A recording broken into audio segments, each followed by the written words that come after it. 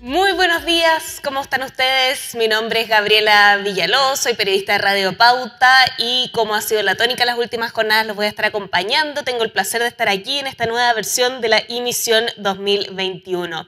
El miércoles tuvimos una gran jornada, contamos con la presencia de dos grandes expositores directamente desde Gran Bretaña, se estuvieron conectando con nosotros gracias a la tecnología y ellos abordaron la importancia de la certificación en materia de sostenibilidad. Tuvimos también muchísimas preguntas de ustedes, lo que nos ayudó a sacar el máximo provecho de esa sesión. Como les mencionamos el miércoles, esta edición de octubre de la emisión va a tener un foco especial en esta temática tan relevante como es la sostenibilidad y cada día vamos a hacer un énfasis, un zoom especial en una temática específica. Y en el día de hoy vamos a estar profundizando sobre la importancia de incorporar la sostenibilidad en las etapas tempranas y cómo esto ayuda a mejorar la eficiencia de toda la cadena de producción. Al igual que la jornada que tuvimos anteayer, les recuerdo que durante las sesiones que tengamos esta semana vamos a estar con la presencia de nuestros amigos de Menti, que es esta plataforma que va a permitir que nuestras sesiones sean más interactivas, más dinámicas, porque a través de esta aplicación ustedes van a poder hacernos llegar sus preguntas y comentarios a lo largo de toda la transmisión. Vamos a estar comentándoles cómo se utiliza como un recordatorio en unos instantes más. Pero antes de continuar con nuestro programa, corresponde presentar a quienes hoy me acompañan en este escenario y que sin duda van a ser un gran aporte también para la conversación. Hoy están junto a nosotros Juan Enrique Osa, miembro del Consejo de Sostenibilidad, y Sofía del Peró, gerente de proyecto de Echeverría Izquierdo. Muy bienvenidos, ¿cómo están? Gracias por acompañarnos hoy en esta emisión. Muchas gracias, Gabriela.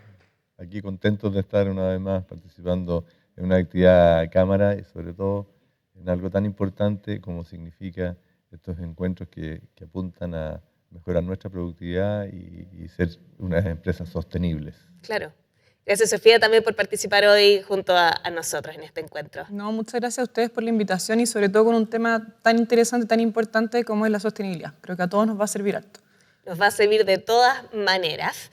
Y como les comentamos también en la sesión pasada, para esta versión contamos con el apoyo de la Embajada Británica, quienes lograron contactar a estos grandes expositores de Gran Bretaña que van a estar acompañándonos durante esta emisión de octubre de 2021 enfocada en la sostenibilidad. Es por esto que hoy está junto a nosotros de manera remota Luis de Sousa, embajadora de Reino Unido. Embajadora, gracias por acompañarnos hoy en este encuentro. Muy buenos días, encantado de estar con ustedes. Muchas gracias. Entonces, quería primero decir buenos días a todos. Quisiera saludarlos al inicio de esta segunda jornada y pedir disculpas por los problemas técnicos del miércoles. Estoy muy contenta de ver esta emisión organizada en conjunto por la Cámara Chilena de la Construcción y nuestra embajada. Y muchas gracias, señor Ignacio Troncoso, y a su equipo por permitirnos generar esta instancia de colaboración y viajar virtualmente al Reino Unido para conocer la experiencia de organizaciones y empresas británicas. Me alegró escuchar el interés que generó la presentación del Considerate Constructors Scheme, el cual inspiró la creación inicial del Compromiso PRO, y esperamos que su experiencia pueda servir como ejemplo para avanzar con este compromiso de la Cámara. Y también la experiencia de BWI UK sobre cómo se puede adoptar este tipo de certificaciones y qué valor ha entregado para la empresa. En las próximas jornadas podrán escuchar la experiencia de empresas británicas que han incorporado la sostenibilidad como parte del negocio y cuáles han sido las lecciones aprendidas en este camino. Comenzando hoy con Alejandro Gutiérrez de la empresa británica Arup, con vasta experiencia en el Reino Unido, Europa y también en Chile.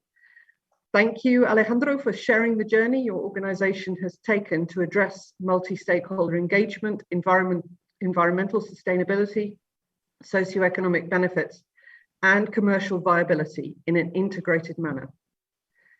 Para nosotros es muy importante apoyar los avances en la sostenibilidad del sector de construcción, dado el impacto que generan en la vida de las personas y las comunidades, así como también el potencial que tienen para acelerar la acción climática. En 15 días más, el Reino Unido presidirá junto con Italia la COP26 en Glasgow, donde esperamos lograr acuerdos y compromisos ambiciosos por parte de empresas, ciudades y gobiernos para alcanzar la carbono neutralidad en el sector de construcción. En particular, este sector representa casi el 40% de las emisiones de carbono relacionadas con la energía y el 50% de todos los materiales extraídos. Y al día de hoy, la mayoría de los países no incluyen objetivos completos de descarbonización de edificios y de manejo de materiales de construcción. La ambición es que para 2050, a más tardar, todas las edificaciones nuevas y existentes deben ser carbono neutrales en todo el ciclo de vida. Para el Reino Unido, Chile, un socio estratégico, y es de nuestro mayor interés apoyar esta transformación de la industria para que sea más sostenible, productiva y competitiva. Finalmente, esperamos poder continuar colaborando con la Cámara Chilena de la Construcción en el trabajo hacia una economía de cero emisiones, donde la cooperación internacional es clave para enfrentar los desafíos que tenemos. Espero que en un futuro cercano pueda realizarse una misión presencial al Reino Unido. Mientras, les deseo lo mejor para las próximas sesiones. Mucha suerte y muchas gracias. Muchas gracias, embajadora, por sus palabras, por los buenos deseos y, por supuesto, por la cooperación de la embajada en esta versión de la emisión 2021. Ahora sí, antes de presentar a nuestro expositor de hoy, les quiero recordar cómo se utiliza Menti, esta plataforma que ha sido de gran provecho para todos nosotros para poder sacar lo máximo de nuestros expositores. Ustedes ya la conocen, la han ocupado, pero para las que no estuvieron en la sesión pasada, les cuento que es una plataforma muy sencilla de usar que nos va a estar permitiendo interactuar y hacer más dinámico este espacio. Les cuento cómo funciona, les recomiendo, eso sí, tener a mano otro dispositivo, no el que estén ocupando en este minuto para estar conectados con nosotros, idealmente el celular o un tablet, y que el computador quede como aparato exclusivo para la transmisión. Y a través del celular o del dispositivo que hayan decidido usar, tienen que ingresar a www.menti.com y una vez en la página tienen que ingresar el código que aparece en estos momentos en pantalla, el código 914-61711. Va a quedar ahí en la barra que está abajo de la pantalla en este minuto. También se envió al chat y ahí solamente tienen que seguir las instrucciones que va a estar arrojando la plataforma. Esta plataforma va a estar disponible durante toda la sesión, así que mientras el speaker esté exponiendo, ustedes pueden ir depositando ahí sus dudas, sus preguntas, y vamos a estar respondiéndolas después en el espacio de conversación. Ustedes también pueden revisar las preguntas que estén haciendo los otros socios y hacer clic en el icono de la mano para decir que les gustó esa pregunta, y nosotros ahí también sabremos cuáles son las preguntas a las que hay que dar prioridad. Dicho todo esto, corresponde presentar a nuestro invitado en el día de hoy, un expositor nacional, pero que se está conectando desde el extranjero. Él es un arquitecto con amplia experiencia en la planificación de proyectos y ciudades. Recibamos, por favor, con un gran aplauso virtual a Alejandro Gutiérrez, director del equipo de urbanismo integrado en ARUP. Alejandro, gracias por conectarte hoy con nosotros en esta emisión 2021. Muy bienvenido. Muchas gracias, encantado de estar acá. Gracias. Si quieres, puedes mostrarnos la presentación para dar inicio ya a la exposición. Voy a compartir ahora.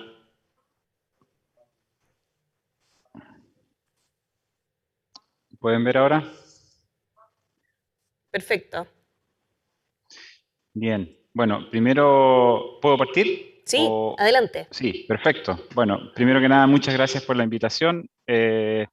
Ha sido, digamos, un honor poder ser yo quien representa a ARUP. Estoy basado entre Milán y Londres para trabajar en ARUP. Llevo casi 20 años ya en ARUP. Y tuve una pausa, una pasada por Chile de 4 años en los cuales trabajé directamente con la Cámara como presidente del programa de productividad y construcción sustentable con el Ministerio de Economía Corfo, la Cámara, como principales socios de esa iniciativa. Y en esa iniciativa, entre el 2012 y el 2016, se logró avanzar fuertemente en la creación del CETEC y de otras iniciativas que hoy día están avanzando en Chile y de las cuales me siento parte.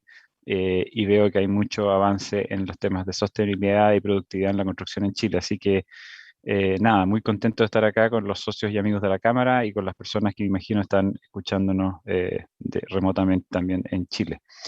La idea de hoy día es poder presentarles una aproximación concreta de lo que hace, en el caso de Arup, digamos, trabajo en Europa, en Latinoamérica, en particular en Chile y en Perú. Voy a presentar un par de cosas de cómo trabajar desde el inicio de un proyecto incorporando parámetros, objetivos y metas, digamos, asociadas a sostenibilidad, tanto ambiental como social, como económica, permite generar mejores resultados para los proyectos en los cuales estamos trabajando y para las comunidades que utilizan o son impactadas por esos proyectos e iniciativas.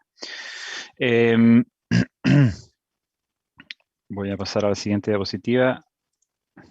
La idea es presentar en tres grandes, digamos, grupos, que es la introducción, que ya la hice, los principios, hablar de aspectos asociados a sistemas naturales, cero emisiones, economía circular, resiliencia, bienestar y valor social.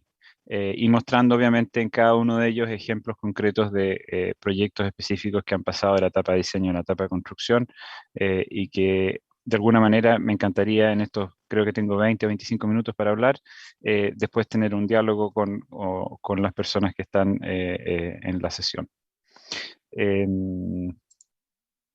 Bueno, es obvio que el diseño sostenible es un balance entre el crecimiento de la población y la capacidad finita que tiene nuestra biosfera, y es nuestro sistema de soporte. Y aquí, claro, hay un concepto, digamos, que tiene que ver con cómo Arup identifica y valoriza y prioriza los aspectos asociados el uso escaso de recursos, la inequidad, la urbanización, el consumo y el cambio climático, y cómo estos aspectos son drivers que de alguna manera definen nuestra manera de operar en los procesos de diseño. Arup, como muchas otras empresas, pero yo diría una de las primeras, ha empezado hace ya mucho tiempo, más de 10 años, a trabajar basado en aspectos, digamos, en frameworks asociados a sostenibilidad, y la más difusa y la más completa, creemos, es los indicadores o los objetivos de desarrollo sostenible de Naciones Unidas, y en esa framework, digamos, en esa estructura, nosotros trabajamos usando los objetivos que están descritos ahí de manera específica, concreta, y en muchos casos no solamente los usamos para la fase de diseño de proyecto y planificación, sino que también como empresa para tomar decisiones respecto de si participamos o no en ciertos proyectos con ciertos clientes. Ha servido mucho para discriminar en el sentido positivo, digo, decisiones de participar o no en ciertas licitaciones, participar o no con ciertos proyectos y ciertos clientes, en donde claramente hay ocasiones en las que hemos tomado la decisión de no participar porque de alguna manera aquellos proyectos o los objetivos del cliente no reflejan ninguno o no reflejan aspectos críticos, digamos, de los objetivos de desarrollo sostenible.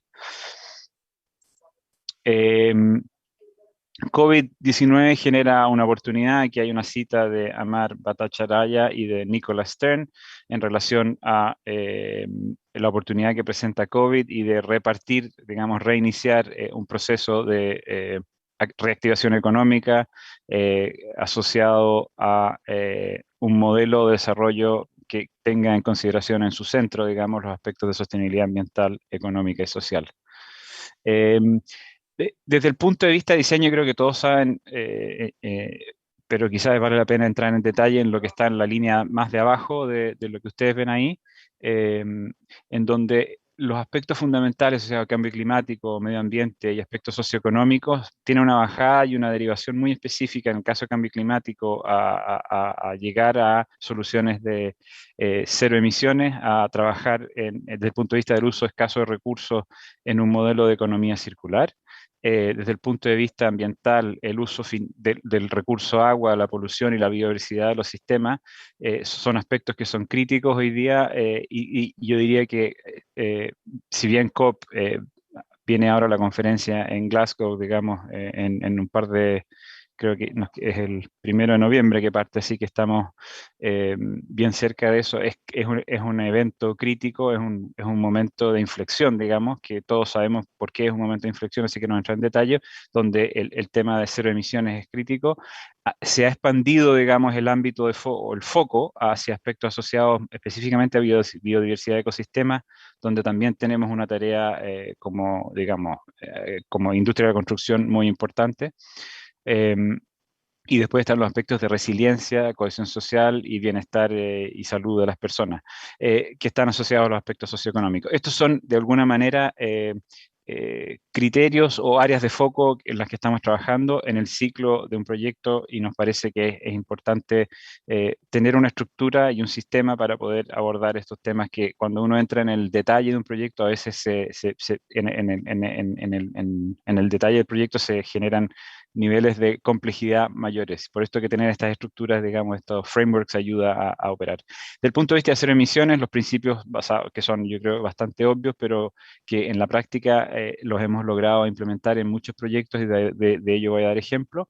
Minimizar, son, diría yo, 3 principios asociados a esta transición a Net Zero Emissions para el 2050, minimizar el consumo operacional de energía, reducir la energía incorporada, digamos, embodied energy en la fase de diseño y en el uso, y reusar y utilizar, reusar edificios y reutilizar materiales y edificios es algo fundamental.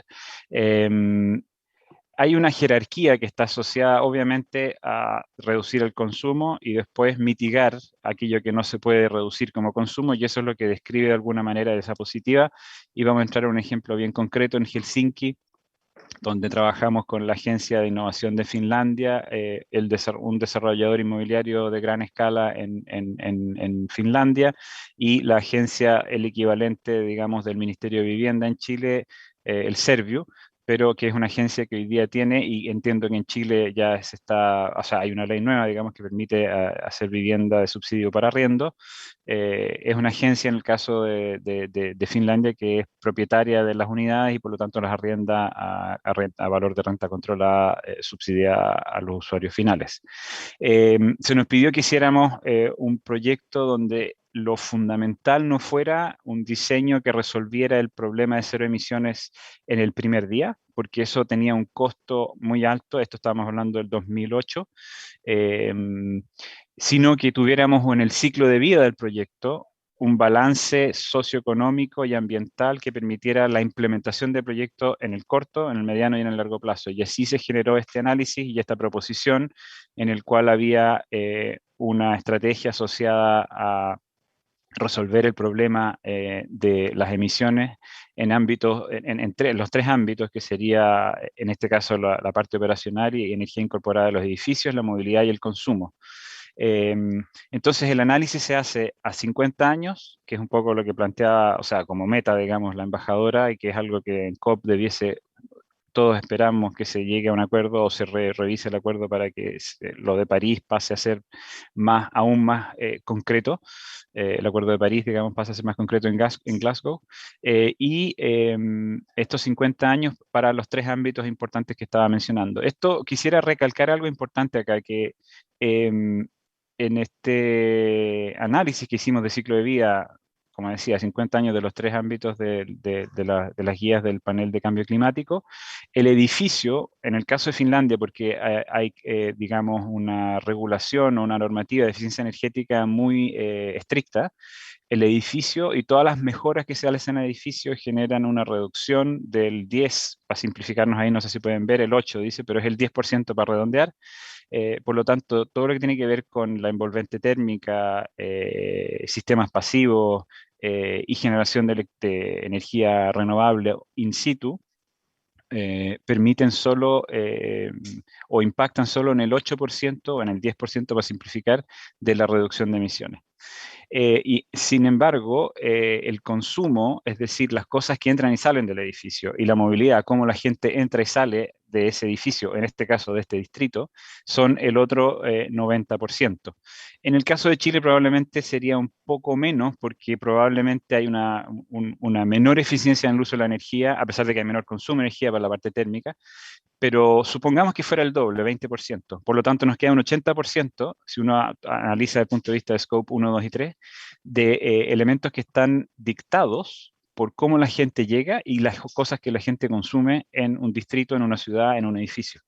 Por lo tanto, lo que quisiera decir acá es que las políticas públicas en Chile debiesen focalizar también, porque es la manera más fácil y más eficiente en mejorar los sistemas de transporte, generar mayor densidad, de manera que los sistemas de transporte público, que son aquellos de menores emisiones por persona o por kilómetro recorrido, pudiesen reducir sus impactos en cómo la gente se mueve para llegar desde su trabajo a su casa o desde su casa a la universidad, etc.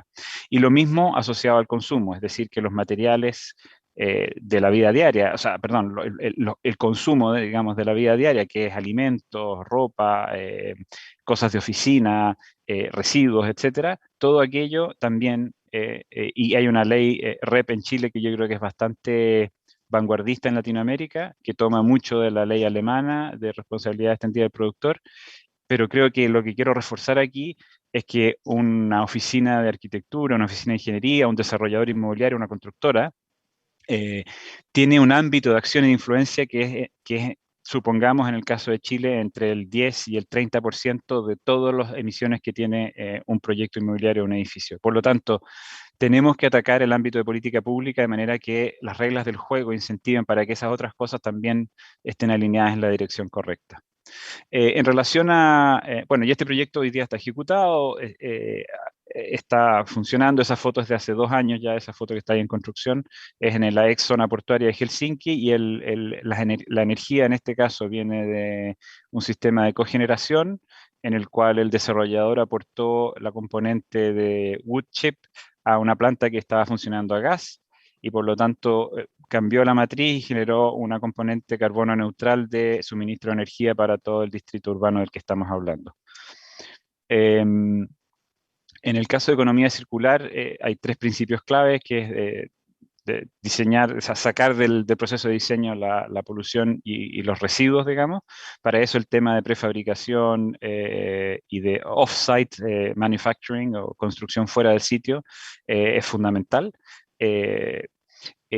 Mantener productos en uso, es decir, tratar de reusar los productos y regenerar los sistemas naturales. Aquí hay ejemplos concretos asociados a un proyecto que hicimos en el norte de Italia, cerca de la frontera con Austria, donde tenemos espacios de trabajo de 40.000 metros cuadrados, todo en CLT, 0 emisiones operacionales de energía por la inclusión de una mini hidro en el río que está frente a la ubicación del terreno, y 20.000 metros cuadrados de espacios públicos accesibles con coberturas verdes, que es el más grande de Italia hoy día.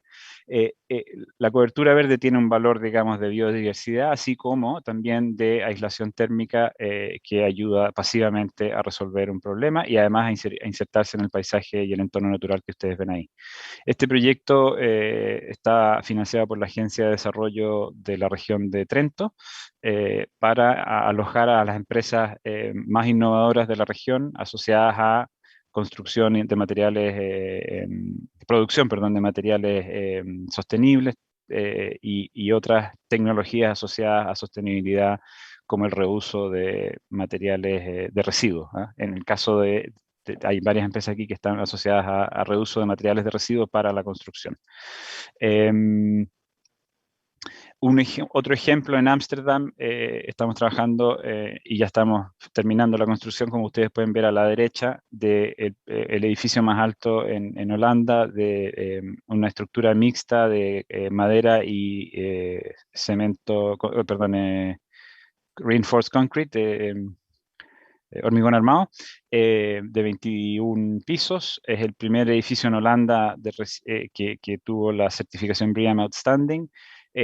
Hacer esta estructura mixta, como ustedes pueden ver al medio abajo, de estructura core de concreto, obviamente los pilings de concreto, y todo el resto, a excepción de algunas componentes de la fachada en acero, como ustedes pueden ver al medio y a la derecha, genera una reducción en el ciclo de vida de este proyecto del 51% de las emisiones de carbón, tanto operacional como de energía incorporada. y obviamente apunta a temas de responsabilidad. Como ustedes pueden ver ahí, estamos haciendo mención a aquellos aspectos de los objetivos de desarrollo sostenible que aborda, digamos, este proyecto. En sistemas naturales, los temas fundamentales, priorizar agua y agua como un recurso, prevenir polución en el aire, en el agua y en el suelo, y apuntar a generar un aumento de la biodiversidad como resultado de las intervenciones que uno hace, y no solamente mantener la situación como status quo, que es lo que, digamos, hace 10 o 15 años era el paradigma que se planteaba. En el caso de Londres, donde trabajamos como ARUP, digamos, desde 1990, en distintas intervenciones en las zonas del norte de Londres de regeneración urbana asociadas a un nuevo corredor de transporte que era el tren de alta velocidad que venía desde Europa a Inglaterra, se inició este trabajo, y voy a mostrar esta diapositiva, perdón, este video, no sé si lo logran ver en pantalla, ¿sí? ¿Ok? Este es un área de regeneración la más grande de Europa en los últimos 15 años. Aquí se hicieron los Juegos Olímpicos del 2012, pero esto partió en 1989. Este proyecto, y ahí entra el tema que hablábamos o sea, que se planteó como el centro de la conversación hoy día, ¿no? En esta sesión, que es cómo abordar los temas de sostenibilidad desde el inicio de un proceso. Y aquí, a la base de esto, estaba renovar, regenerar y redensificar zonas de Londres que estaban completamente subutilizadas, como eran estas zonas industriales o de ferrocarriles no en uso. Y que estaban muy deterioradas desde el punto de vista ambiental. Y aquí el tema de biodiversidad ha sido fundamental. El Lee Valley, que es lo que ustedes ven, a la derecha está Canary Wharf, estaba completamente poluido por los usos industriales que tuvo por más de 150 años, y esta intervención, que partió con un proceso de planificación estratégica con el Ministerio de Economía y el nivel nacional, terminó en 3 intervenciones de gran escala. Aquí estamos hablando de 1,5 millones de metros cuadrados construidos, donde está la Villa Olímpica a mano izquierda aquí, y este parque, que es el parque más grande que se ha hecho en Londres en los últimos 40 años, donde se recuperó la calidad del agua. Se usó el sistema del parque para flood alleviation, que es un poco lo que está descrito acá. Se generó un aumento de biodiversidad respecto de lo que había antes, y esto en el contexto de un negocio inmobiliario que pasó por la crisis del 2007 y el 2008, y donde el Estado tuvo que asumir algunos de los riesgos financieros asociados a ese momento, pero que hoy día el Estado está recabando los beneficios de haber absorbido ese riesgo por los ingresos que está teniendo por leaseholds de largo plazo en este gran proyecto inmobiliario que ustedes pueden ver acá, en el cual podríamos entrar en detalle, pero como tenemos poco tiempo, perdón, voy a pasar a la diapositiva siguiente. En temas de resiliencia, quisiera hablar de acercarnos a Chile. En Perú estamos hoy día, y esto yo creo que es importante, nuestra embajadora británica, digamos, Kate Harrison, en Lima, que es la equivalente de nuestra embajadora en Santiago, ha sido central en el proceso de apoyar a las empresas británicas, entre las cuales nosotros somos una de ellas, para apoyar a Perú a la reconstrucción después del evento del Niño del 2017. El equipo de UK Delivery Team, que somos 3 empresas británicas, entre las cuales Arup es una de ellas, estamos ayudando al gobierno peruano para acelerar el proceso de reconstrucción con un programa del orden de $5.000 millones de inversión del Estado peruano para reconstruir 80 escuelas, 17 hospitales, y hacer todas las obras, o sea, la planificación y las obras asociadas a lo que les voy a mostrar acá, la gestión de cuenca, de 17 cuencas fluviales de Perú, que van desde Ica hasta Tumbes, y en las cuales un equipo nuestro de 200 personas, de las cuales 40 están sentadas en Lima hoy día, estamos trabajando a sol y sombra para ayudar al gobierno peruano a reconstruir esta infraestructura. Esto lo digo porque hay un convenio y una modalidad de trabajo que es de gobierno a gobierno, entre el gobierno británico y el gobierno peruano, en este caso, para ayudar al gobierno peruano, donde nuestro aporte es asesoría técnica para mejorar los estándares de construcción y los procesos de procura y delivery de un programa tan complejo como este.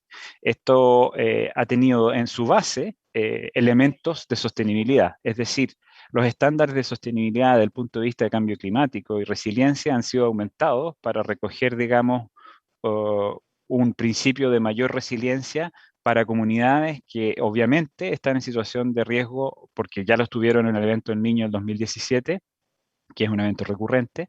Entonces aquí la incorporación de los estándares de sostenibilidad ha sido a la base en el proceso de definir los términos de referencia, cómo se modela, qué se modela, y aquí les puedo contar detalles, pero básicamente aumentamos digamos, los escenarios y los estándares sobre los cuales se calcula las obras de defensa fluvial y de gestión de cuenca asociado a estas 17 cuencas fluviales. Eso ha significado que, por ejemplo, pasar de analizar las obras para un periodo de retorno de 1 en 25 con un aumento de caudal de lluvia asociado a cambio climático del 5%, pasar a analizar las obras con un periodo de retorno de 1 en 100 años con un aumento de caudal de lluvia asociado del 25%. Esto ha permitido que en los drenajes urbanos y en las defensas fluviales generemos obras con mayor resiliencia y que permiten que la ciudad esté más segura, estadísticamente más segura, digamos, en los próximos años y por un periodo de tiempo más largo. Ese es el nivel de impacto que hoy día estamos logrando tener junto con el gobierno peruano y apoyado por el gobierno británico en 17 cuencas fluviales en Perú. Ha sido una tarea ardua, ha sido una tarea difícil porque todo es para ayer, digamos, pero hemos podido incorporar estos criterios de manera, digamos, sostenida en la fase de inicio de obras, de términos de referencia y después de diseños, obviamente, que son los que nosotros vamos apoyando al gobierno a desarrollar. Aquí hay un análisis de multirriesgo que tiene que ver con la resiliencia, es decir, no solamente se está mirando a inundaciones, sino que también se está mirando al tema de sismo, movimiento de masas e inundaciones, que permite de alguna manera generar un nivel de resiliencia mucho mayor respecto del que ustedes tendrían, digamos, si solo se tomara en cuenta la variable de inundaciones. Todo esto con una herramienta digital que hemos desarrollado ad hoc para el caso de Lima, porque como los plazos son tan acotados, hemos hecho lo que en Chile ustedes conocen bien, que son las metodologías de costo-beneficio social del MIDESO. En el caso de Perú es de InvierteP. Y lo que tenemos aquí es una plataforma digital que nos permite, a través de algoritmos que hemos construido con el Ministerio de Finanzas de Perú y nuestro equipo, hacer los análisis de costo-beneficio social asociados a horizontes de tiempo, aumentos de caudal de lluvia por cambio climático y daño evitado, digamos, de los distintos receptores de manera automática. Es decir, con ellos podemos ir diciendo qué horizonte de tiempo vamos a usar y qué efectos tiene eso desde el punto de vista del análisis de costo-beneficio social de los proyectos que se están realizando. Esto ha sido un breakthrough para nosotros, desde el punto de vista que hemos usado muchas de estas plataformas para otros proyectos, pero el nivel de complejidad que hay aquí es alto, y hemos logrado ayudar al gobierno peruano, en este caso, a acelerar esos procesos y hacer de esto muy transparente, un proceso muy transparente para generar resiliencia y sostenibilidad en la infraestructura que se está construyendo en Perú. Lo mismo en Shanghái, hicimos un plan maestro para el sistema de aguas, de gestión de aguas lluvia de la ciudad de Shanghái. Shanghái tiene una situación bastante compleja desde el punto de vista, digamos, de su condición de cuenca hídrica, hidrológica, digamos, en el sentido que es una ciudad que está muy cerca del nivel del mar. La marea hay una varianza muy alta de marea y obviamente que los temas de cambio climático lo afectan fundamentalmente. Y aquí lo que se hizo fue usar Machine Learning y inteligencia artificial para recoger no solamente lo que está planificado, que en el caso de China es bastante cercano a la realidad, digamos, sino que aquello también que no está recogido por los instrumentos de planificación, que tiene que ver con diferencias de altura y tipos de edificaciones que debiesen ser de una cierta manera y no lo son, tipos de uso que son de una cierta manera y a veces no lo son, y por lo tanto generar un aumento a través de este sistema, digamos, de Machine Learning, de tener una visión mucho más detallada y específica de los riesgos asociados a inundación, cambio climático y movimiento de masa, etcétera, que permiten, por las estrategias que se proponen a partir de eso como mitigación, generar una reducción del 30% de las emisiones en el ciclo de vida cuando se cambian por sistemas más asociados a sistemas naturales que a sistemas de infraestructura de cemento digamos, que llevan las aguas, digamos, a otros puntos, pero en el caso de Shanghái, como la diferencia de nivel es muy baja, no es posible. Desde el punto de vista de valor social, y aquí termina la presentación, quisiera quedarme en un ejemplo, en dos ejemplos creo que voy a mostrar en Chile, o uno, que tienen que ver con crear empleo, promover la interacción social, priorizar las necesidades de las personas más marginadas, generar seguridad y seguridad, digamos, en el entorno también, no solamente desde el punto de vista social, sino que desde el punto de vista ambiental y de riesgos naturales, así como generar mejor calidad de aire y proveer de espacios al aire libre para mejorar la calidad de vida de las personas. Y aquí hay un ejemplo que hicimos con Elemental en Chile, con Arauco, en un momento muy crítico, digamos, también así como Perú tiene su evento del Niño, Chile tuvo el terremoto del 2010, y en el caso de Constitución pudimos con Elemental apoyar al gobierno, al Ministerio de Vivienda, a la región, a la séptima región del Maule, que no sé si se sigue llamando séptima región del Maule porque han cambiado mucho las regiones en Chile, para reconstruir tanto infraestructura social, bibliotecas, comisarías, edificios de bomberos, así como generar, como ustedes van a ver acá, en realidad voy a pasar, sí, ahí está, un parque de mitigación de un potencial tsunami que no solamente tenía la componente de mitigación, que es un evento que recurre poco en el tiempo, digamos, gracias a Dios, pero también unas lagunas de atenuación, porque cuando hay marea alta y hay lluvias, la ciudad no logra hacer escurrir las aguas al río y se inunda la ciudad de manera muy frecuente por razones, por esta razón más que por obviamente la razón del tsunami. Entonces este parque, que fue una idea que se nos ocurrió junto con Elemental en la fase, digamos, en un momento dramático después del terremoto y tsunami del 2010 en Constitución, que además tuvo una proporción de pérdidas de vida respecto del resto de Chile muy alta, porque había un festival en la isla que ustedes ven ahí a la izquierda. Pudimos hacer esta iniciativa y pudimos hacer otra iniciativa que es la que quería comentarles, que tiene que ver con recuperación de la energía, del calor residual de la planta de celulosa, capturar ese calor y usarlo para, en este caso, unas piscinas públicas administradas por una fundación pública, perdón, una fundación privada pero sin fines de lucro, que se construyó y que tenemos, yo diría, las piscinas de mayor calidad desde el punto de vista escénico, pero más importante que usan calor residual que de otra manera iría al mar para disperder ese calor, digamos, y generan un uso todo el año de piscinas que son accesibles al público con subsidio, etcétera, digamos, porque ese es el objetivo de esta fundación específica. Con esto quiero terminar para decir que es evidente que cuando uno parte desde el inicio con objetivos asociados a sostenibilidad, todo lo que viene después es mucho más fácil y podemos generar, digamos, una influencia desde el inicio que en muchos casos no tiene que ver con generar un costo adicional, sino que, como ustedes bien saben, a través de diseño pasivo y recuperación de energía, que hoy día en este caso se estaba botando al mar, digamos, se generan beneficios sociales, económicos y ambientales si uno empieza a pensar las obras desde cero. Quisiera terminar diciendo que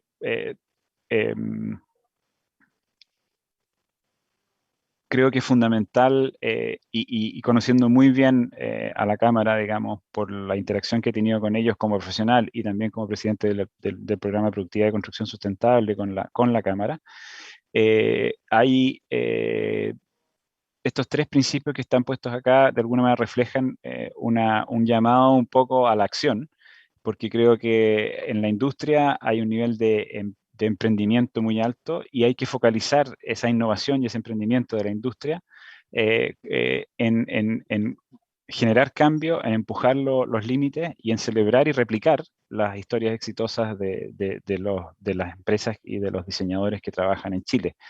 Y eso acompañado de un Estado que tiene que generar un sistema de regulación que permita avanzar de manera más acelerada a cumplir los objetivos de cero emisiones que son esenciales para la sobrevivencia de todos nosotros en el planeta. Muchas gracias.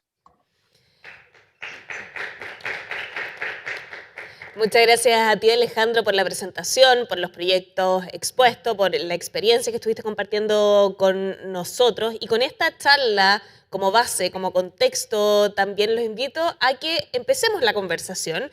Aprovechemos la tecnología que hoy nos permite tener de forma directa y cercana a Alejandro para que podamos ir respondiendo algunas de las preguntas que han ido llegando, algunas de las preguntas que pueden surgir también a partir de la misma conversación que vamos a empezar a tener ahora.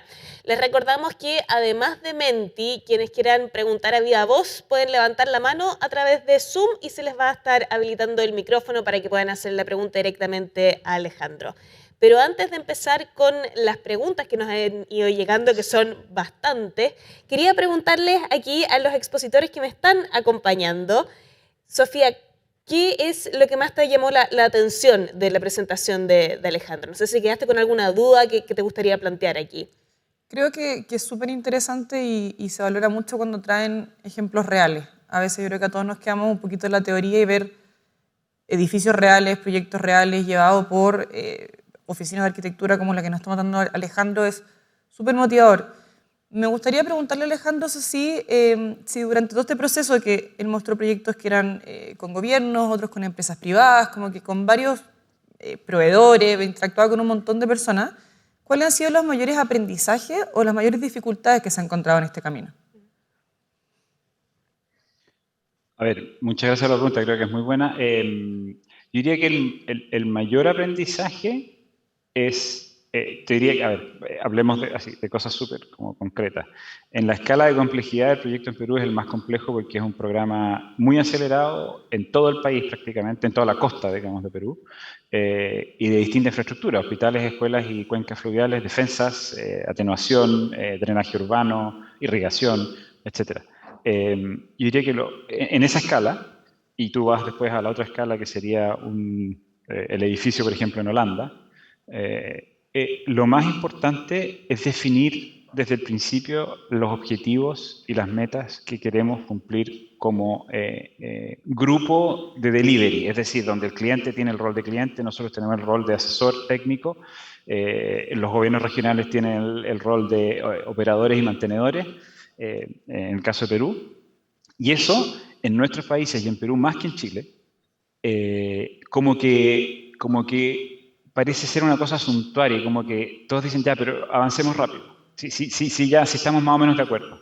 No, la verdad es que perder tiempo o invertir tiempo, digamos, en ponernos de acuerdo en los objetivos y las metas, tanto cualitativas como cuantitativas, para después medir contra eso las decisiones que vamos tomando, porque después uno, les cuento, 17 cuencas son 3.000 millones de dólares de inversión hoy día, probablemente va a aumentar del orden del 50%, son más de 200 proyectos licitados, digamos, ¿no? Entonces, imagínate un contratista, una licitación en donde se discute un punto. O sea, si tú no tienes claro las metas y los objetivos y se perdieron en el camino, eso es grave. Y es complejo, y después volver para atrás es caro, es lento, etc. Por lo tanto, el hecho de sentarse con el cliente y traspasar a metas específicas dentro de los términos de referencia de una licitación, los objetivos y las metas que se quiere lograr es fundamental. Y es tiempo invertido para después tener un proceso mucho más articulado, mucho más simple y mucho más llevadero desde el punto de vista de pérdidas de tiempo y pérdidas de costo. Gracias, Alejandro. Nos llegó una pregunta también, aprovechando tu experiencia tanto local como internacional, ¿cómo situarías a Chile en su nivel de sostenibilidad? ¿Estamos atrasados? ¿Vamos bien? ¿Vamos un paso adelantados tal vez en relación a nuestros pares? ¿Cómo nos ves? A ver, yo creo que Chile es como ¿cómo se dice? Tiene patches, como que hay puntos muy brillantes y puntos menos brillantes. Y eso yo creo que pasa en todos los países. Entonces no me atrevería a dar un juicio general, pero sí creo que, por ejemplo, en el ámbito de provisión de energías renovables a nivel del sistema, digamos, nacional, ha habido un éxito gigantesco desde el punto de vista de cuánto ha aumentado la cuota de renovables no convencionales comparado con todos los países del mundo, ¿no? Y eso yo creo que es notable. Desde el punto de vista del sector de generación de demanda, no de supply, yo creo que ahí tenemos más deuda en el sentido de que los estándares de aislación térmica, por ejemplo, debiesen ser un poco más restrictivos y haber un horizonte de tiempo obligatorio y no, digamos, como unas guías o criterios a seguir, digamos. Yo creo que ahí la industria y el Ministerio de Vivienda en particular debieran cerrar esa discusión y ponerse una ruta, una hoja de ruta.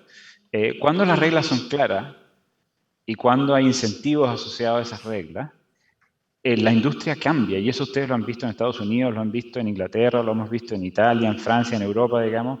Hoy día la transición hacia cero emisiones con alineamiento de regulación, incentivos y una industria que se está moviendo hacia allá o sea, es una marea, digamos. Hoy día es un tsunami, digamos, de cambio y la verdad es que el nivel o sea, desde el punto de vista, digamos, lo digo de manera súper microscópica y concreta, aunque Arup es muy grande, digamos, pero nosotros estamos con una cantidad de trabajo asociado a reconversión, digamos, de infraestructura antigua a estándares nuevos, digamos, asociados a reducción de emisiones, tanto de operacional como de energía incorporada, etcétera, que es bien notable desde el punto de vista de lo que está pasando en Europa, sobre todo con las inversiones que están haciendo, o sea, las inyecciones que se están dando a través del Green Deal y de los planos de recuperación y resiliencia de todos los países de la Unión Europea.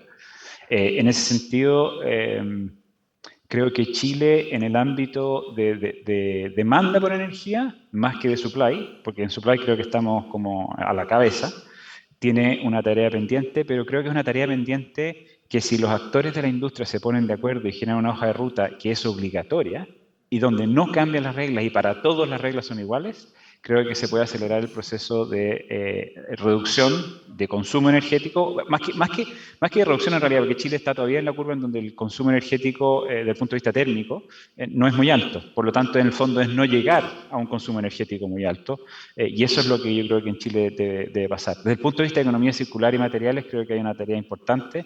Recuerdo que en mi rol como presidente del programa de productividad se ayudó y se colaboró con el financiamiento de un proyecto maravilloso de vivienda, o sea, de una tecnología alemana que se llevó a Chile, no me acuerdo el nombre ahora, digamos, Baumax creo que se llamaba, y yo creo que ese tipo de iniciativas donde el Estado y los privados se asocian y se alinean para generar innovación y después replicar esa innovación es fundamental, sobre todo en el ámbito de materiales, y yo creo que en Chile, ahí dejo lanzada la piedra, que es una cosa que la decía siempre delante de la gente de la Cámara, digamos, y más que de la Cámara, en realidad, de la industria de la construcción. No es aquellos que construyen solamente, sino que ellos producen materiales de construcción también. Donde el tema de la madera, yo creo que, y ahí está mi amigo Aldo Cerda, que estuvo trabajando fuerte desde el punto de vista de acelerar y tratar de incentivar, digamos, el uso de la madera industrializada y pasar de lo que hoy día era, digamos, usos más bien de menor escala para uso de la madera, pasar a producción de mayor escala con CLT o XLAM, dependiendo de cómo le quieran llamar, digamos. Yo creo que ahí hay un espacio no solamente de reducción de energía incorporada en la edificación, sino que una oportunidad para generar una nueva industria en Chile y escalar una nueva industria en Chile por la cantidad de masa forestal que tenemos, por la condición geográfica en la que estamos, y poder exportar esa producción y generar valor agregado en serio en la industria de la construcción, en el ámbito de la madera. Ahí hay un espacio de crecimiento importante desde mi punto de vista, que Australia, por ejemplo, que tiene mucha menos masa forestal, ha empezado a importar esta tecnología para producir en Australia, desarrolladores grandes que hoy día están integrándose verticalmente, y yo creo que Chile en eso debiese pegarse un salto y avanzar. Perdón si me extendí mucho. Sí, no, son desafíos importantes ciertamente, así que se agradece también esa extensión. Juan Enrique. Primero, agradecer a Alejandro toda la presentación. La verdad que, no escucho, perdón. Juan Enrique, estás con el... Ahora sí. ¿Sí? ¿Ahí me escucha, Alejandro? Perfecto. Adelante. ¿Sí? Ya, no, agradecerte la presentación, Alejandro, y quisiera un poco, el foco de tu presentación estaba en todo lo virtuoso que es la etapa de diseño que apunte a la sostenibilidad del producto final. ¿Qué recomendación le harías tú a Chile? A mí me ha tocado participar en forma bastante cercana en algunos de los proyectos que tú has mencionado, en contratos NEC en Perú, en las cuencas de río, en el río Matajiente específicamente. Y No, ahí el ejemplo que estaba dando era Mata Gente. Tú eres de Salco, ¿no? No, Icafal Flesani. Icafal, perdón. Pero ha sido una experiencia increíblemente buena. O sea, cuando uno ve que todo apunta a que el diseño final, o sea, que haya combinación entre el grupo constructor y el grupo diseñador en términos de que el producto final sea lo que corresponde. ¿Qué recomendación le harías tú en el caso chileno, de tal manera que las constructoras de alguna manera pudiésemos participar en forma temprana en la elaboración de los diseños y especialmente en aquellos que vienen de la obra pública, de infraestructura pública, de vivienda, que son manejados por el ministerio y que muchas veces esas bases son tan rígidas que terminan siendo una trinchera del ministerio y una trinchera del grupo constructor. Terminan un producto en que no se puede seguir adelante. Yo creo que ese es un cambio de paradigma y la verdad es que yo creo que no es un tema de Chile o de Perú ni de Latinoamérica, es un tema de...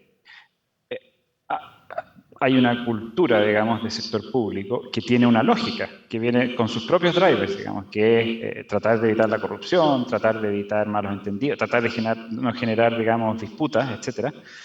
Pero que en el caso de la industria de la construcción, y eso es el cambio de paradigma que hicimos en Perú, y ahí no sé si la embajadora está todavía en la conversación, digamos, pero el gobierno británico, digamos, ha sido un paraguas, de alguna manera, para empujar este cambio de paradigma en las modalidades contractuales, es decir, pasar de contratos, digamos, a suma alzada, con penalizaciones brutales, digamos, como pasa en todos los estados del mundo, a excepción de, yo te diría, en Inglaterra y que conozco bien, digamos, en Estados Unidos no me atrevería a decir, el modelo NEC, que o sea, NEC quiere decir New Engineering Contract, pero no es el punto es que son modelos flexibles de contrato, es decir, donde hay un flujo y un proceso preestablecido cuando hay un cambio y ese cambio está regulado y el Estado juega con esas reglas de ese tipo de contrato flexible. Entonces ya no es suma alzada, que tiene un riesgo porque la obra puede ser más cara, pero es mucho más eficiente y es mucho más probable que no haya litigio y que no se paren las obras, que es lo que pasa en Perú, ¿cierto? Entonces, la lección aprendida es que yo creo que tienen que haber cambios de paradigma en la modalidad contractual, no solamente en Chile. Usemos Chile porque estamos hablando de Chile y somos, o sea, probablemente el 99% de los que estamos en esta charla somos chilenos, digamos. Pero creo que un modelo contractual más flexible, con una garantía, digamos, asociada a un framework que puede ser, no tiene por qué ser el gobierno de Inglaterra, digamos, en el caso de Chile, puede ser el mismo Estado chileno que cambie sus maneras de operar contractualmente, yo creo que podría generar un nivel de aceleración y de disminución de disputas, aceleración de los tiempos, disminución de disputas y de costos, obviamente, asociado a las obras de construcción importante. Y eso yo creo que es así como yo digo que hay una gran brecha o una gran oportunidad, digamos, asociada a la industria de la construcción CLT, Exlam en Chile como productores, veo que hay un espacio de eficientamiento bien grande y de hecho lo identificamos en el programa de productividad de construcción sustentable de reducción de disputa, litigio y reducción de costos y tiempo de atraso, digamos, en obra asociados a investigar nuevas modalidades contractuales. Muchas gracias. Yo creo que es una tarea. Sí. Y enlazándolo con eso, Alejandro, has mencionado harto el trabajo que se hace desde los gobiernos, en general con el sector público, y una de las preguntas que nos llegó justamente es ¿cómo es el trabajo académico, privado, sector público en Reino Unido? Algo mencionaste recién, pero si pudieses profundizar un poco, eso sería bastante útil porque es fundamental este trabajo colaborativo. Sí, yo diría que, a ver, un país es una combinación de distintos esfuerzos, digamos, institucionales, personales, y yo creo que en el caso de Chile, yo creo que la verdad es que no vivo ahí hace harto tiempo, y estuve 4 años, digamos, pero llevo más desde el 98 que estoy bastante más afuera que adentro. Pero sí he visto y sigo, digamos, las noticias, sigo las discusiones, los debates. Creo que se ha ido permeando de manera bastante positiva la brecha entre lo que antes era una especie de división muy dogmática de lo público y lo privado. Lo que se logró desde el microscópico, digamos, del programa de productividad y construcción sustentable, que se financiara la creación de 2 centros de investigación tecnológica asociados a sostenibilidad y productividad, que dos agrupaciones, no sé, ¿cómo se dicen? Dos consorcios, perdón, de las universidades chilenas postularon, asociados al BRI de Inglaterra y a, si no recuerdo mal, a Tecnalia del País Vasco, puede ser. Demuestran, digamos, que hay un apetito y una realidad por poder asociarse. Yo creo que lo mismo con el caso de Baumax.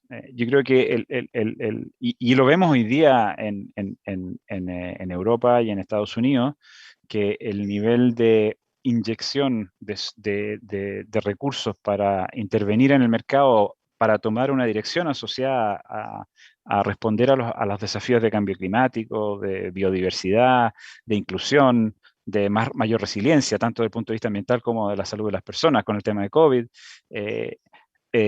Esa asociación virtuosa yo la he vivido, digamos, como técnico, como profesional, y creo que Chile ha ido rompiendo esas barreras, y yo creo que lo que hay que hacer es seguir avanzando en esa línea, digamos.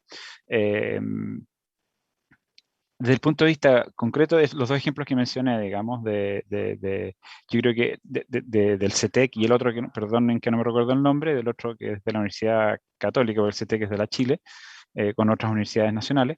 Creo que son buenos ejemplos. Yo creo que lo que debiese, desde mi punto de vista, pensarse es más en el ámbito productivo, digamos, y creo que la industria de la madera es un ámbito en el cual se subiera un nivel de alineamiento de política industrial y de innovación desde el sector privado, sería algo que lograría un salto de valor agregado para una industria que en Chile podría ser muy grande, así como se exportó el salmón y se exporta la fruta, se podría exportar CLT, digamos, en el cono sur, digamos, ¿no? Soñemos con eso. Sofía.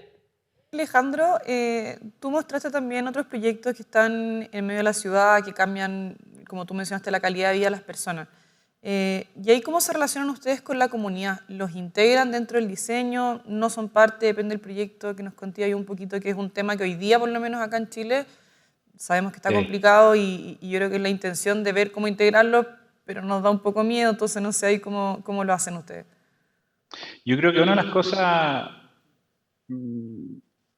de las mejores lecciones de cuando yo llegué a trabajar en Inglaterra, digamos, es que se pierde, desde el punto de vista de lo que uno lo ve como desde el paradigma chileno, digamos, mucho tiempo en planificar y diseñar, que es en el fondo inversión. O sea, el proyecto que les mostré de Londres, de la zona de la Villa Olímpica con el Parque Olímpico, etcétera, ese proyecto, en su fase de planificación y relación con la comunidad, digamos, en el sentido de procesos de consulta muy estructurados,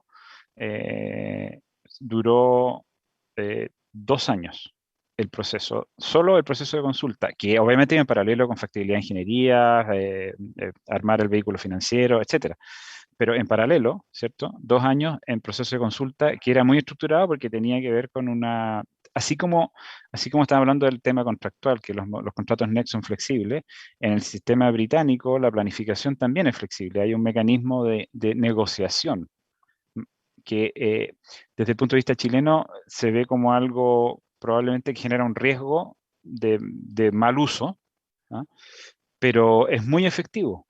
Es muy efectivo porque hay unos criterios, hay unos estándares y se negocia a libro abierto cuáles son las mitigaciones, cuáles son los beneficios que va a obtener la comunidad y se discute en detalle tanto los montos como el tipo de infraestructura social, como la localización de esa infraestructura social, como quién opera y mantiene esa infraestructura social. El caso concreto de los colegios. En ese proyecto que estábamos viendo, que son 1,5 millones de metros cuadrados construidos, de los cuales la mitad son vivienda, y que hoy día ya está un 80% todo construido. A quienes han ido, yo he llevado a gente de la Cámara, digamos, a Stratford, a Londres, digamos. Eh, eh, los colegios que están ahí se decidió, digamos, que fuera una fundación donde los desarrolladores son parte fundamental.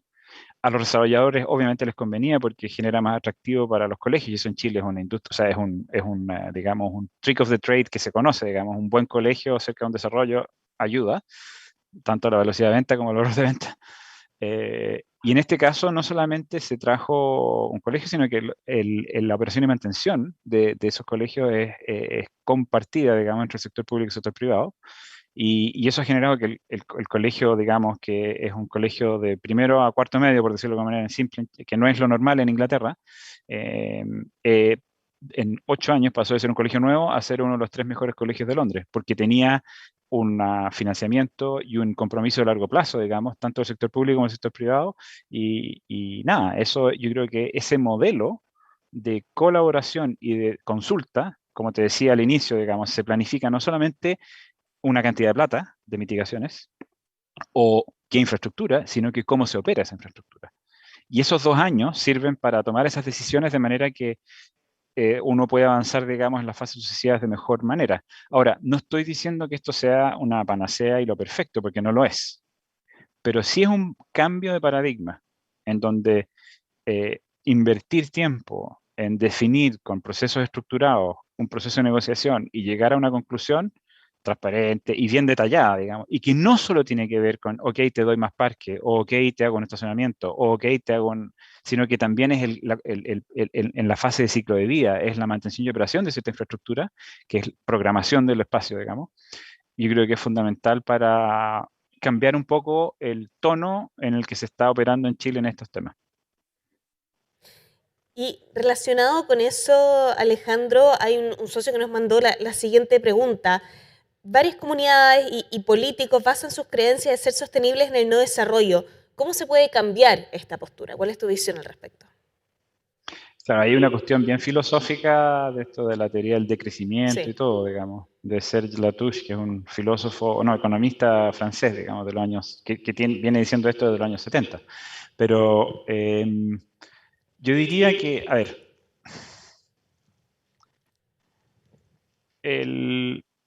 hay un supuesto, que es el supuesto madre, digamos, del modelo de desarrollo asociado a lo que se está planteando en COP, digamos, y que es, digamos, la posición dominante, digamos, de los estados y de las sociedades, digamos, que han elegido a sus gobiernos, digamos, eh, y de la academia, etcétera, que es la posición dominante es que hay que desacoplar el crecimiento económico de los impactos ambientales, ¿cierto? Esa es la teoría, la base del supuesto, ¿no? O sea, yo puedo crecer económicamente si reduzco mi consumo energético, si reduzco mi uso de materiales, si reduzco... Ese principio hoy día se verifica muy puntualmente en Dinamarca, por ejemplo, se verifica en temas energéticos.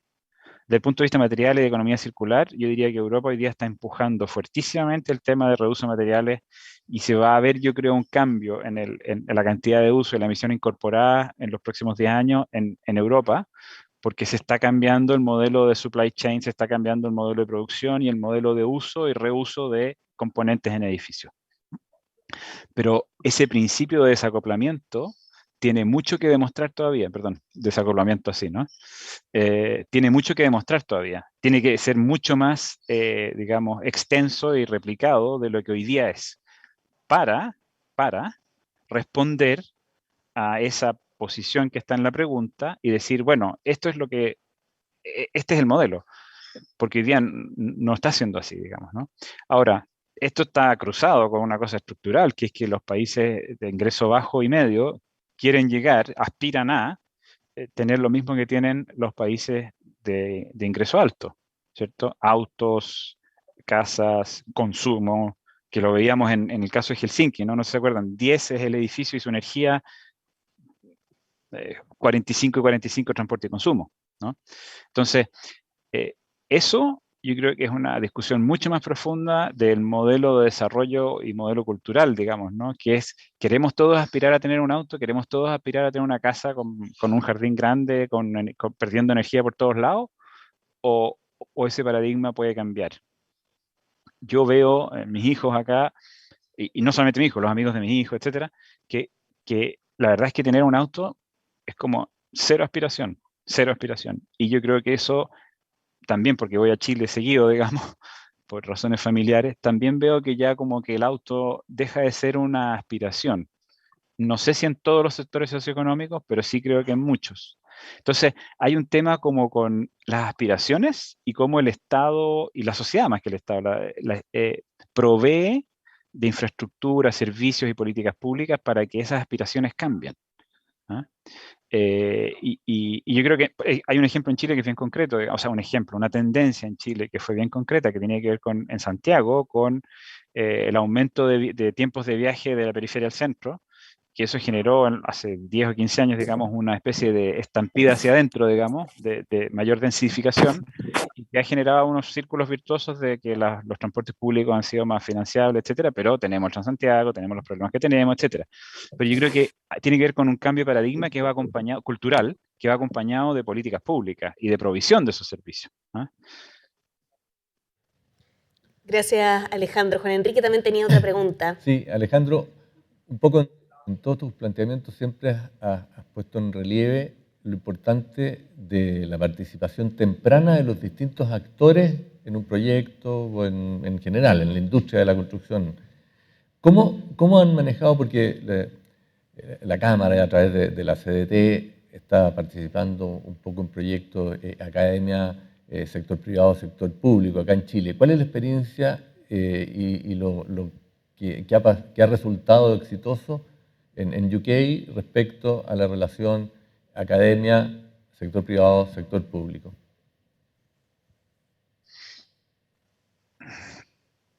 A ver, yo creo que, a ver, el BRE, por ejemplo, el Building Research Establishment, que una institución que tiene más de 100 años, con la cual hoy día la CITEC está asociada para el equivalente que se está construyendo, que se está desarrollando en Chile. Es un buen ejemplo. Yo creo que la investigación aplicada requiere de un nivel de foco importante y ese foco tiene que ver con políticas públicas consistentes donde hay inversión del Estado en innovación. No sé si usted, el caso de California es quizás el más notable, digamos, ¿no? Del punto de vista de cómo el Estado generó condiciones para que el clúster de Silicon Valley sucediera, digamos, ¿no? En el caso de Inglaterra, en la industria de la construcción, yo diría que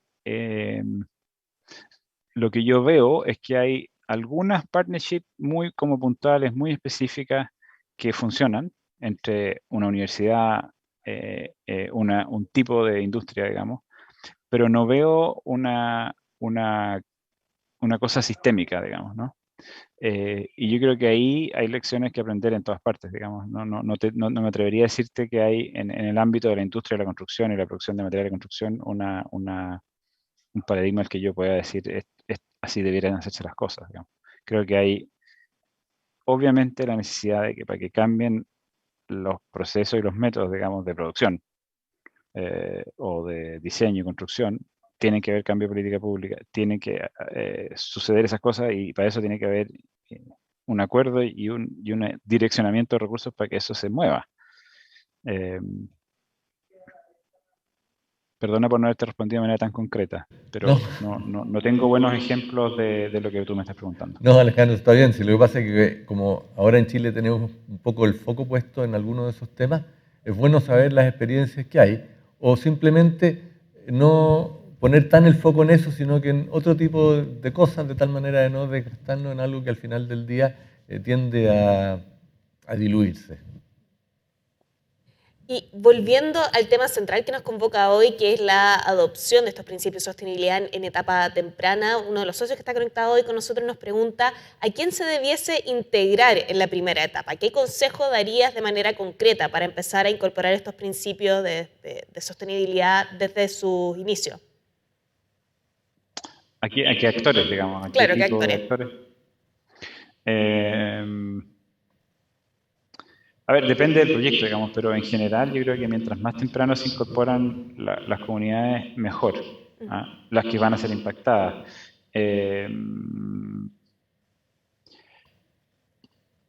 Yo creo que hay otro elemento que tiene que ver como con con aspectos asociados a los valores sociales de una obra y de una intervención. Por ejemplo, el tema de irrigación en las obras que mencionaba en Perú ha sido como una especie de elemento crítico, ¿no? O sea, es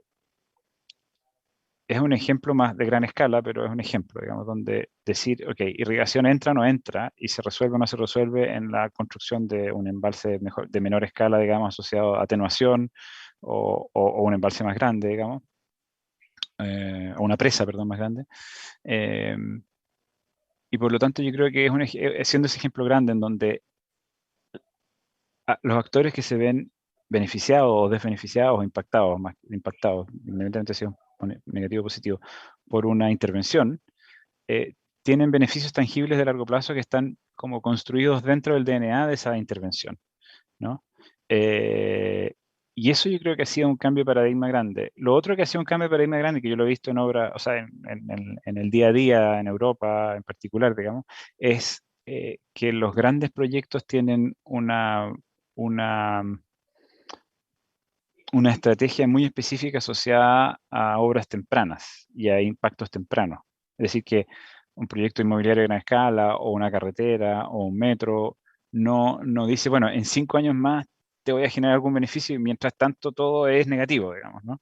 Hay unas estrategias, digamos, temporales entre el minuto cero donde se inicia una obra, y obviamente que se discute en la etapa de diseño y planificación, y el minuto en que se entrega una obra en la cual se generan beneficios tangibles para esas comunidades. Y eso yo creo que también es importante como una luz, digamos, de cómo se están haciendo las cosas en otras partes. Yo diría que esos son ejemplos concretos de Sí. lo que te mencionaba. Sí, absolutamente. También nos preguntan si has tenido experiencia con humedales, en resiliencia de humedales. Sí, o sea, en el caso de Londres, digamos, se construyeron humedales para generar, en el caso de que me mostré, perdón, en Londres, para generar un volumen mayor, digamos, de captura de atenuación para eventos más importantes, digamos, de inundación. Y eso fue una ganancia neta de biodiversidad de ese entorno específico, digamos, porque antes era un río industrial a secas. Y eso claramente fue positivo y fue visto dentro de la negociación de la que hablábamos antes en esos 2 años, era un elemento, siempre era como una joyita de la corona, digamos, de que se iba a hacer eso, digamos, ¿no? Después en Perú ha sido más complejo, no porque no haya política pública del MINAM, Ministerio de Ambiente, o porque el gobierno regional no lo quiera, sino porque la velocidad a la que se está avanzando ha dejado cosas fuera en el camino, digamos, ¿no? No todo es perfecto, por ningún motivo. Y yo creo que más y más hoy día, y proyectos que estamos trabajando en India, por ejemplo, que no mostré acá, que están en fase de diseño, digamos, el tema de humedales tiene una valencia, o sea, digamos, un valor tanto desde el punto de vista paisajístico o de uso de valor paisajístico naturalístico como de uso de las personas, pero también tiene una valencia de gestión, digamos, de una cuenca o de un basin, digamos, que puede ser una cuenca fluvial o un área metropolitana con su drenaje urbano, que tiene, yo diría, una relación de costo-beneficio que hay que medir de una manera distinta para sacarle, digamos, darle factibilidad desde el punto de vista económico. Yo creo que las maneras en que se mide hoy día, por ejemplo en India o por ejemplo en Perú, los beneficios socioambientales o los servicios que entrega, digamos, un humedal, no se están incorporando en la metodología y eso genera un poco esta especie de debilidad estructural que tienen a la hora de decidir si se hacen o no se hacen, o si se agrandan o no se agrandan, o si se mantienen o no se mantienen. Claro. Tenemos una pregunta filosófica también que se enlaza con todo lo que hemos estado conversando hoy. ¿Qué es ser sostenible? ¿Cómo se define finalmente o cómo miden la sostenibilidad? ¿En qué momento se empezaron a considerar también una oficina que tiene estos principios como el centro. Bueno, yo creo que los objetivos de desarrollo sostenible tienen una bajada, y esa bajada es bien concreta, y ese es un framework muy, muy general. Pero también desde el punto de vista filosófico, yo diría que mientras lo que tú hagas genere impactos positivos desde el punto de vista ambiental, social y económico, desde mi punto de vista una definición bien clara. Ahora, hay muchas metodologías muy sofisticadas asociadas a ganancia neta de biodiversidad, y en otros ámbitos, ¿ah? O sea, por ejemplo, el tema de emisiones de CO2 equivalente, como ustedes bien saben, hay tres, digamos, alcances, digamos, el Scope 1, 2 y 3 de Naciones Unidas.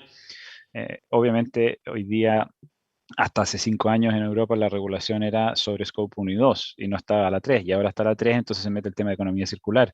Por lo tanto, hay yo diría, un avance en la dirección correcta, pero el tema es la velocidad a la que hacemos estos cambios y que se materialicen, digamos, porque al final del día la temperatura de la Tierra y los gases invernaderos no escuchan como dice Greta Thunberg, o sea, si no se hacen las cosas, no cambian, digamos. Ahí no hay marketing, no hay nada que valga, digamos.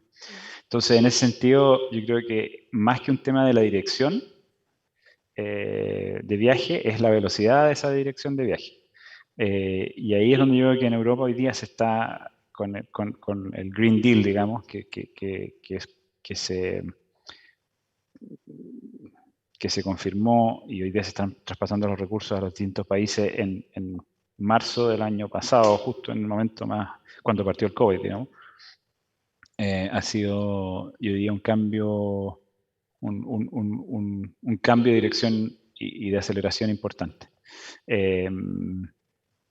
diría que eso es lo importante, como a nivel general. A nivel más de detalle, podríamos entrar en mil detalles, pero están los temas de cómo incluir o no la mitigación por cambio climático, que es lo que les contaba de Perú, cómo generar valor social y ambiental en cuencas específicas y que tiene que ver con ganancia neta de biodiversidad, que tiene que ver con generación de empleo, que tiene que ver con reducción de riesgo natural para las personas que viven en ese territorio, aumento de la irrigación para generar una actividad productiva sostenible, etcétera, etcétera, etcétera. O sea, cada caso tiene sus distintos sets, digamos, de drivers o de cosas que son centrales para esa zona o esa área de intervención, pero yo creo que lo fundamental es generar más beneficios ambientales, sociales y económicos que desbeneficios.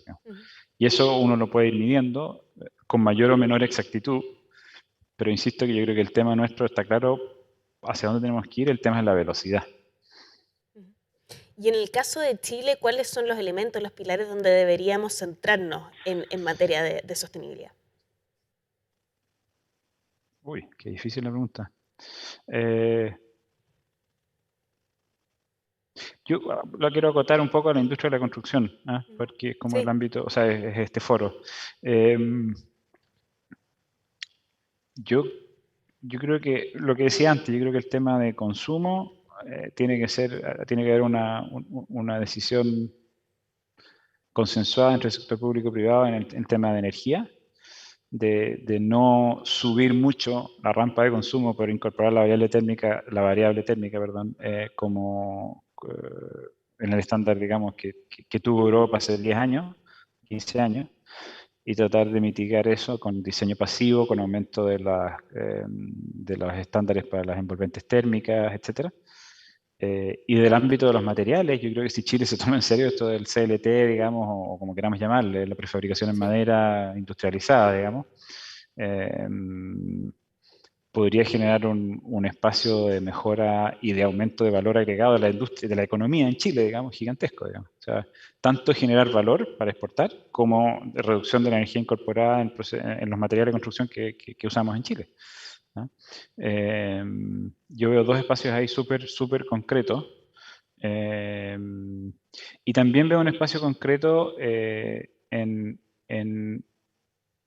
que es un desafío gigantesco en el tema de sostenibilidad social asociado a la mixtura social en el espacio, digamos, que yo creo que es uno de los grandes problemas de nuestro país, digamos, y de todos los países de Latinoamérica, esta segregación de gran escala que hay en nuestras ciudades. que da sostenibilidad social a cualquier otra cosa, digamos, ¿no? Yo creo que hay un tema no menor. Hay ejemplos, o sea, ejemplos históricos ya aburridos, fomes, porque todos los han visto en Inglaterra, de políticas que existen hoy día, que han existido hace 40 años, digamos, de mixtura social asociada a una cierta cuota de vivienda de renta controlada por unidades de desarrollo inmobiliario privada, etcétera, digamos. Yo creo que esas conversaciones hay que tenerlas y cerrarlas. Entiendo que hoy día hay una política hay incluso incentivos, creo que hay un decreto supremo del MIMBU que permite, o sea, que incentiva la mezcla, digamos, de grupos socioeconómicos. Creo que ha sido tímido, pero es en la dirección correcta, digamos. El punto es que yo creo que nuestro país hoy día está sufriendo del tema de inequidad o segregación e inequidad y claro, bueno, quizás vuelva al mismo punto en relacionado con emisiones y con sostenibilidad ambiental, que tiene que ver con la velocidad del cambio, que obviamente tiene que ser medido, porque nada puede ser abrupto, pero yo creo que tenemos temas, o sea, no solo en Chile, sino que en el mundo, digamos, que se requieren aceleración. Y lo que veo en la Unión Europea, digamos, como este gran esfuerzo de 700.000 millones de euros para el Green Deal, digamos, en los próximos 6 años, entre los cuales, por ejemplo, Italia y España son los mayores recipientes como unidad nacional, digamos, cada uno de ellos de 60.000 millones cada uno, para hacer la transición ecológica, es una demostración de que hay urgencia y el punto es cómo lo hacemos de la mejor manera, de la manera más eficiente y con la mayor velocidad. Creo que hay un cambio de paradigma, hay como un entendimiento de que no se puede seguir marginalmente cambiando las cosas, pero obviamente que todo tiene la palabra transición lo dice, digamos. El punto es la tasa de cambio de esa transición. Sí. Gracias, Alejandro. Nos quedaron muchísimas preguntas. Gracias también por toda la participación que tuvieron ustedes durante este conversatorio, que en honor al tiempo ya tenemos que ir cerrando. Alejandro, muchas gracias por la participación, por tu visión, por los desafíos también que nos planteaste como industria y también por darnos consejos sobre cómo avanzar justamente en estas temáticas. Un gusto para mí y nada, si quieren, bueno, ahí a través de los organizadores está mi correo electrónico por si quieren hacerme alguna consulta adicional. Muchas gracias. Muchas gracias. Ahora nos empezamos a acercar ya al final de nuestra actividad, pero antes que se desconecten queremos pedirles que por favor ingresen nuevamente a Menti y respondan los enunciados que se están arrojando en pantalla. En términos generales, ¿cómo evaluarían esta sesión? Esto es de gran ayuda para nosotros porque con este feedback nosotros podemos ir mejorando nuestros próximos encuentros que vamos a ir teniendo tanto en esta semana como también en las próximas ocasiones. Finalmente, a modo de cierre y como ya es tradición en estos encuentros, queremos pedirles también que nos comenten los aprendizajes que se están llevando en este día, algún concepto, alguna idea principal que les quedó, algún desafío también que pueda estar dando vuelta en este minuto por sus cabezas. Vamos a ir revisando qué van subiendo, pero yo les quiero preguntar también a quienes me han estado acompañando durante la sesión hoy, Sofía, Juan Enrique, ¿cuáles son los principales conceptos que se llevan de la sesión de hoy? Partamos contigo, Sofía. Creo que Alejandro nos dejó mucho para pensar, nos mostró grandes ejemplos y por lo menos creo que el aprendizaje que me llevo yo es que tenemos que atrevernos un poquito más. Creo que hoy día tenemos las ganas, a veces nos quedamos ahí, pero creo que con los datos que él nos dio, con los tips, creo que podemos buscar buenos partners y a lo mejor empezar a traer, tal vez no con estos megaproyectos, pero empezar a integrar la sostenibilidad cada día desde más temprano y tal vez cada proyecto ir avanzando un poquito más. Juan Enrique.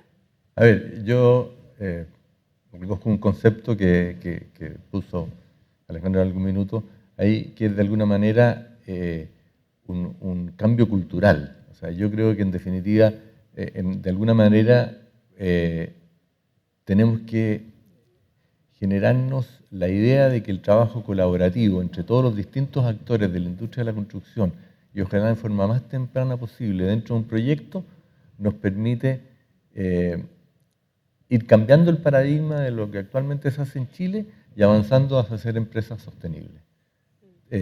Yo quizás me focalizo mucho en mi ámbito como de constructora, más que de diseñador, pero yo creo que en la medida en que a mí se me consulta en la etapa de diseño cómo veo yo que va a ser las dificultades constructivas, lo más probable es que vayamos obteniendo un producto que termine, como decía Sofía, no afectando a la comunidad.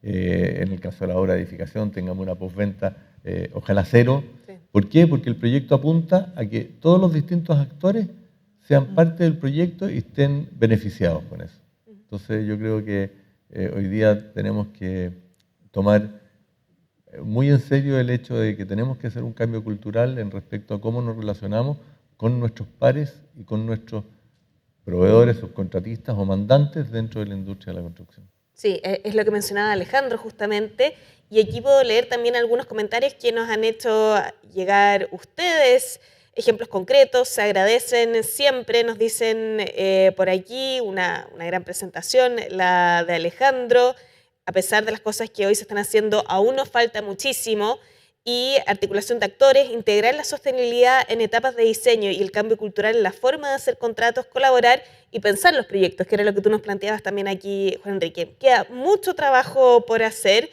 la importancia y la velocidad del cambio también que conversamos al final, todos estos conceptos van a ser también de gran ayuda para la sesión de cierre que vamos a tener en los próximos días. Pero en honor al tiempo, ya son las 10 de la mañana, 10:30 de la mañana en punto, nos comenzamos a despedir. Muchísimas gracias por su sintonía, esperamos que esta actividad haya sido muy fructífera y de gran aprendizaje para cada uno de ustedes. Les recordamos que nos volveremos a encontrar el próximo martes a las 9 de la mañana para que conversemos sobre la sostenibilidad en la operación. Que tengan un excelente fin de semana, descansen y nos vemos en algunos días más.